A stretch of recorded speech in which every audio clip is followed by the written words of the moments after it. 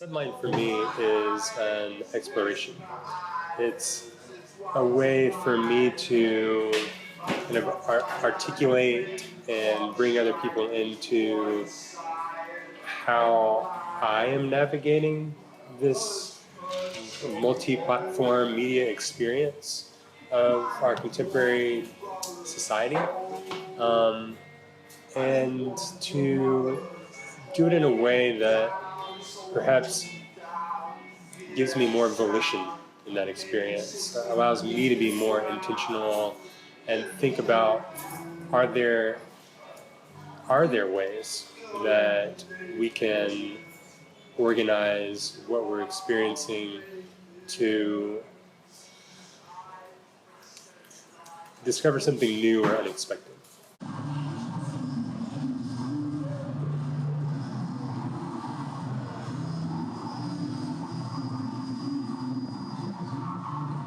Our first presentation kind of amidst this structure built out of overturned tables and chairs with fabric draped around them and us huddled behind it with these oscillating lines projecting across it and onto the trees beyond us, as this kind of phasing, undulating white noise and blips come out of both sides of the audience.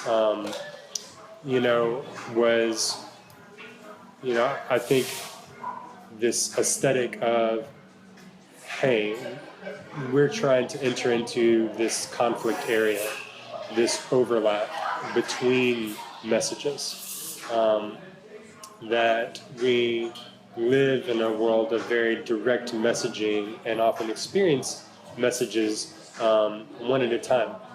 And now experience messages, even as they're one at a time, they're often nested messages, a meme of a message under a post within my profile.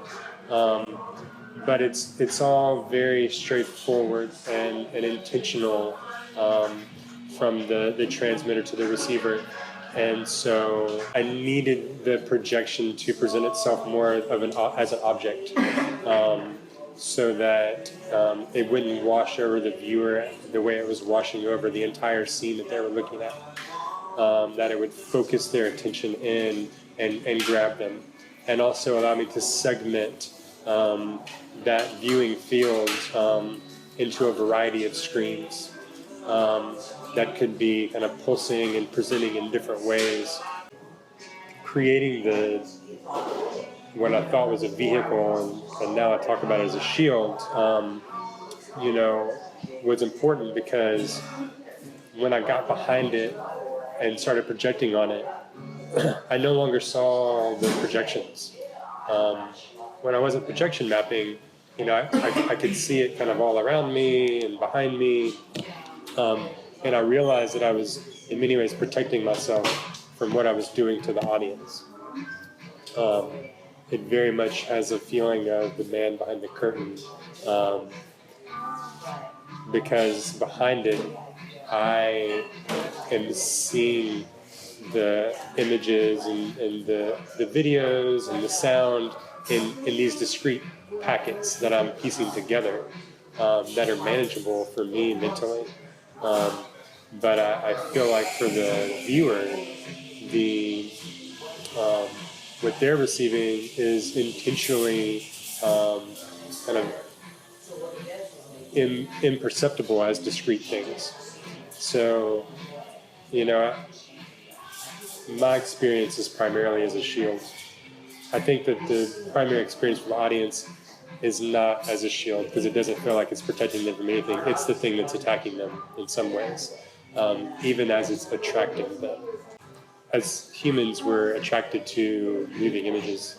It really doesn't matter how amazing a landscape might be if suddenly a video starts playing on your friend's watch. Your brain is attracted to it because we've evolved to be attracted to movement, out of safety, out of wanting to get that small animal. And so, the project plays on that. It's hard to look away, I think, from the shell when it's activated. Um, and I think that when you do, you're aware of it. You're looking away in tension to what your body wants to do.